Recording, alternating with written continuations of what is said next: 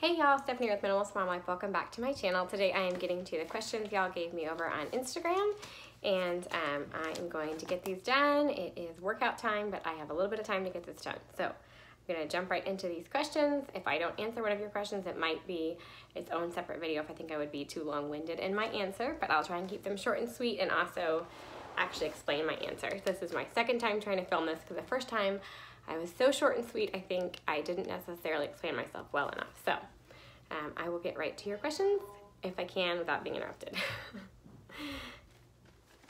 Okay, so question number one. Do you plan to homeschool until graduation, your kids?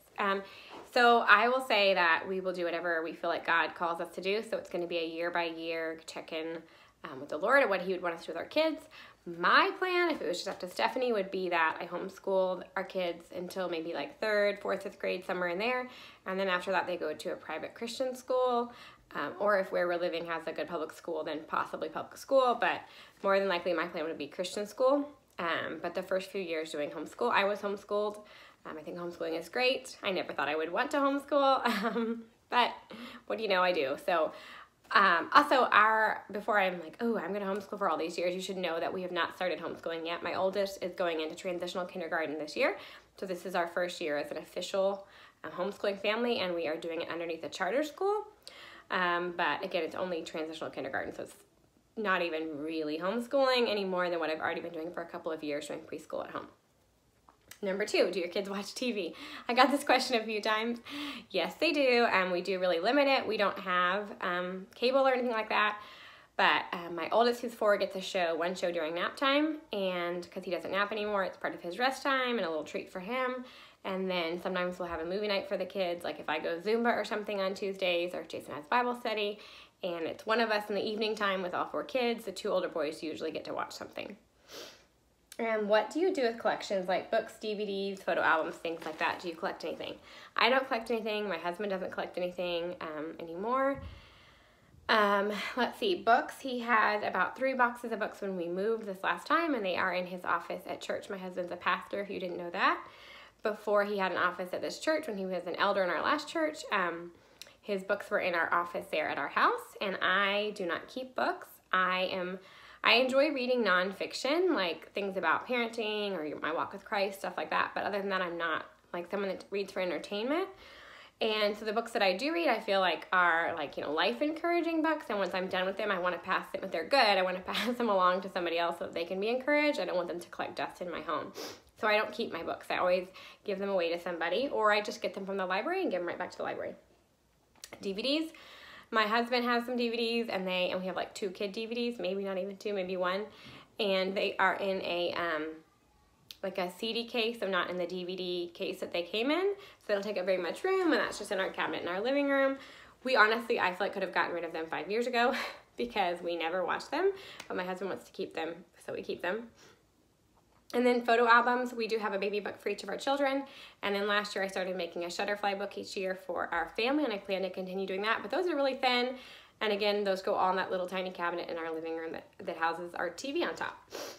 And yeah, I don't collect anything else. Next question, more about your brunches. So if you follow me on Instagram, which is what these questions are from, Minimalist Mom Life over there as well, I share a lot of our brunches on Saturday mornings and talk about hosting people and hospitality. I've done a video here on YouTube about hospitality when your house is full of little children. But that has just been my heart. When Jason and I were even just dating, we talked about that we both wanted to have a house that was always open to people. And that's just one of the ways that we're very social. So brunches, I have found, have been a great time to host when you have small children, because it's like, we usually do ours at like 10 o'clock in the morning, so everybody's happy. It's not nap time. It's not right before bedtime. They've had a little bit of attention. Everybody's just kind of fresh, and it seems like it's a good time for other people as well, especially if other people have kids that have early bedtimes and stuff like that. Plus, the menu is super simple. We do like bacon, pancakes, fruit, eggs, and orange juice. It's pretty much the menu every time we invite someone over for brunch. It's the same. So to your questions about that, who do we invite? It could be neighbors, moms I meet in play dates. A lot of it has been our church family. We moved here 4 months ago. And so as we've been getting to know everybody, we've been, cycling through, trying to have people over for dinner, over for brunch, or meet them out for lunch, or whatever it is, trying to get to know people. So anybody like that. Do they bring something to eat? They never have to. I really feel like if you are hosting people into your home, it's nice to have it all done for them so you're not adding to their plate, because you never know when someone's coming over to brunch if they have a really jam-packed full week. I don't want them to have to run to the store specifically because they're coming to my house, or stay up late or wake up early to make something to bring. So if they want to bring something, I will, you know, suggest something easy, but I always tell them they don't need to. That the only thing they need to bring is themselves. And what do the kids do? The kids do what they would do on a regular Saturday morning, which means they eat with us when it's time to eat. They play with their toys, they look at their books, they play with the people that come over, they talk with the people that come over, especially the people that have kids and they're excited to go play with those people's kids. Okay, next ones. So I got a lot of questions, and I've been asked before if I will do a video about our foster care journey and our adoption journey. Our second son is adopted through foster care. And I'm not ready to do a video about that because it is just so personal. And the thing is, I want to glorify God and, you know, point to him and what he's done and how he's brought our son into our lives and the mercy he's shown on us and on him and the other foster children we've had. But YouTube reaches the whole world, or it can, and I think you have to be really careful anytime you're talking about something that also involves somebody else. So the people that I know in my personal life that are in my home, I can share more with them, some of our journey, but to put it out to all of YouTube, that's not something I'm comfortable with, and I don't think it's necessarily respectful to the children that we've had and some of the situations that we've been in. I don't think that's everybody's business, so I'm not going to do a video about that as of now. If later on down the road, in a month or 2 years or something, I compile my thoughts in a way that I feel like is hopefully beneficial but also very respectful, then I might do something, but I think that's a very fine line.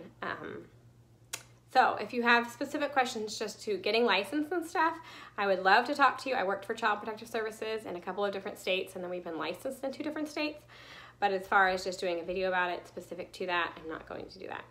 But I will answer these questions. These are ones I feel like I can answer. Did you adopt your son through foster care? Yes, we did.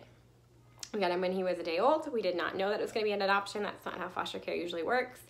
But obviously we wanted it to be. We loved him from the moment I laid my eyes on him. He was my son, so yes. What made you decide to adopt? So I apologize if I'm saying so all the time. I knew I was going to adopt from the time I was a preteen. I got saved when I was a little girl, but with my mom, I made my confession of faith. I understood my sin. I understood the weight of my sin, that Jesus had to die on the cross in my place for that, and that I had to seek his forgiveness and repent and believe in him, and I did that, but I didn't necessarily understand all the surrender that came with deciding to be a Christian, to follow after Jesus, and that really came more about when I was a preteen. And at that time, during kind of just my surrendering to Christ, it was laid on my heart that I was going to adopt. And my mom had been doing stuff with some overseas orphans in Ethiopia at the time, and so I think I was just getting more educated about the way, you know, other children lived, and that they didn't necessarily have nice homes, and I knew I wanted to adopt. I didn't know anything about foster care at the time, but I just knew I was going to adopt one day.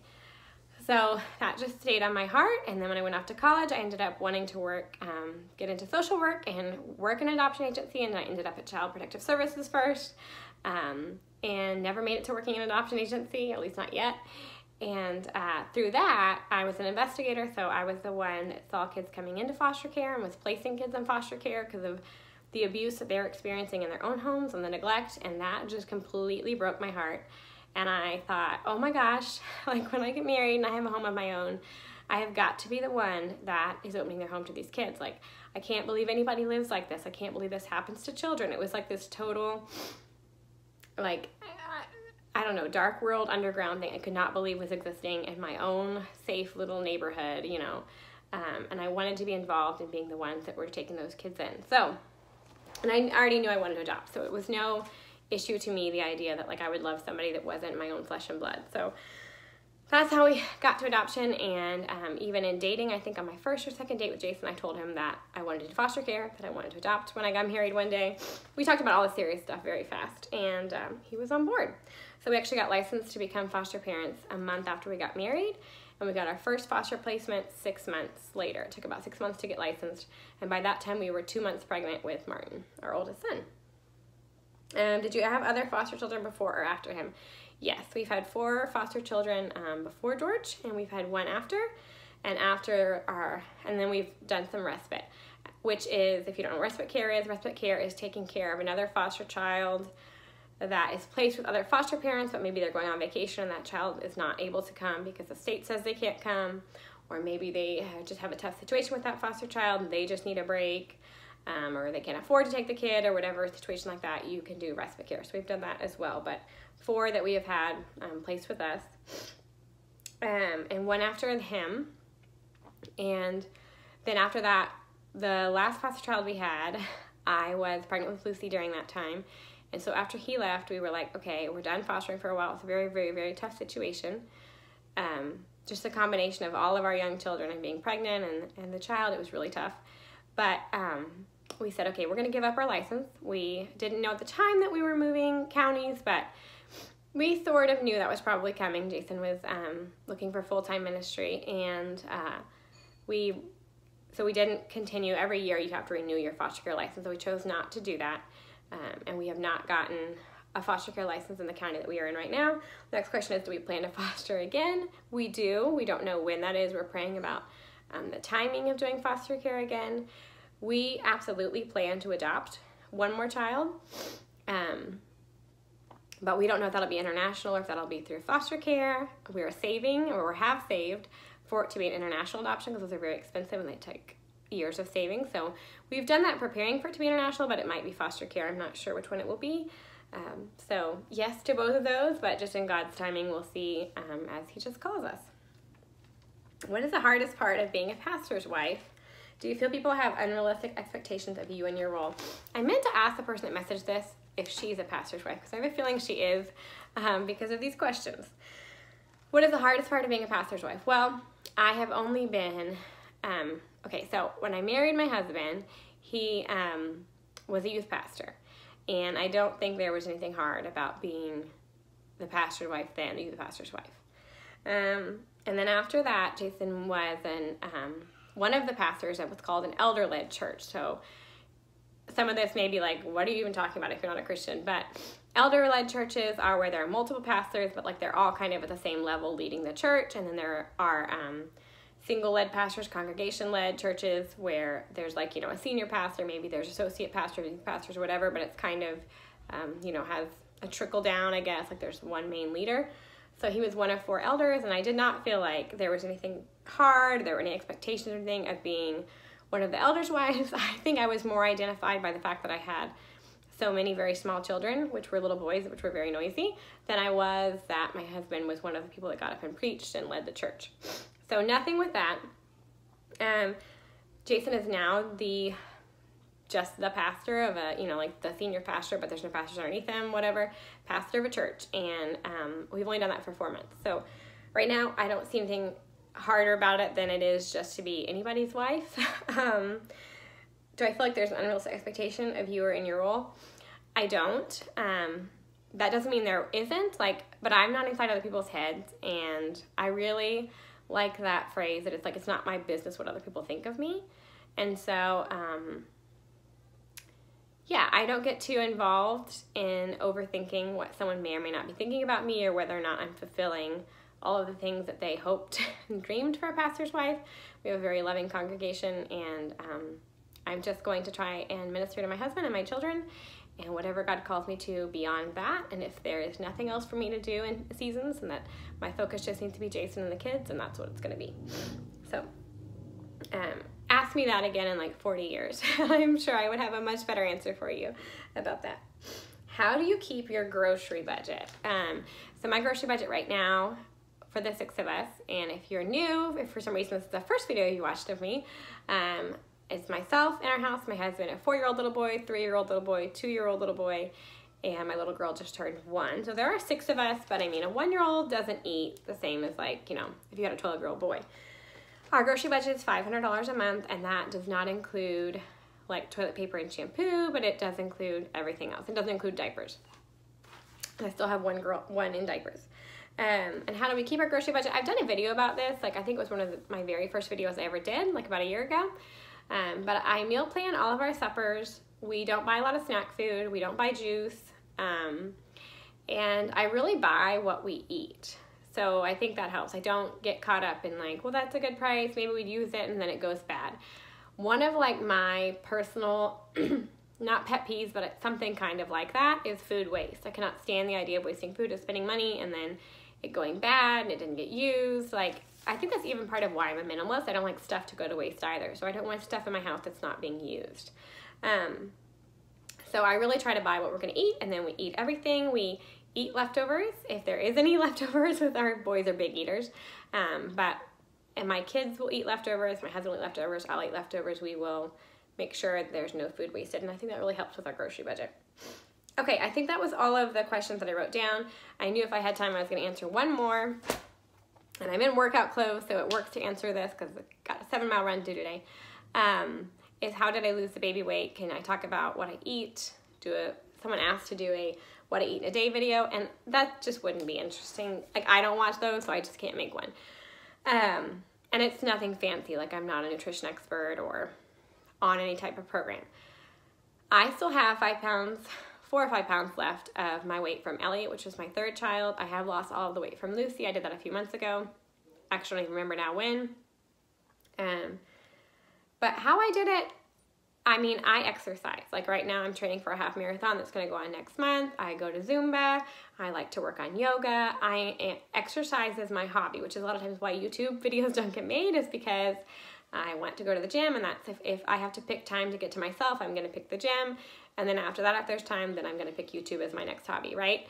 So I do exercise a lot. I usually have smoothies for breakfast, which are healthy, and then we eat a really good supper every night.